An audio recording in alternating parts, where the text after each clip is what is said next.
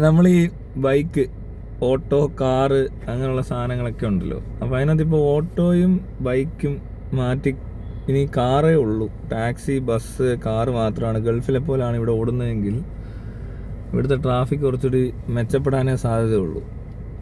നമ്മളോർക്കും കാറെല്ലാം കൂടെ ഇറങ്ങിയാൽ ഇവിടെ പാർക്ക് ചെയ്യാൻ സ്ഥലം കാണത്തില്ലായിരിക്കും, പക്ഷേ റോഡിലെ ശല്യം കുറയും.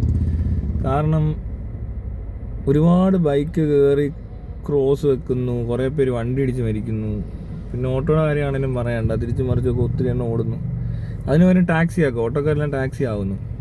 അങ്ങനെ വന്നാൽ റോഡ് ഫ്രീ ആയി, റോഡിൽ വലിയ അലമുണ്ടാകത്തില്ല. കുത്തി കയറ്റി ചെന്നിട്ട് ബ്ലോക്ക് ആക്കുന്ന പരിപാടി കുറച്ച് കുറയും. അപ്പോൾ ഇതങ്ങനെ ഫ്ലോയിൽ ഓടിക്കൊണ്ടേയിരിക്കും.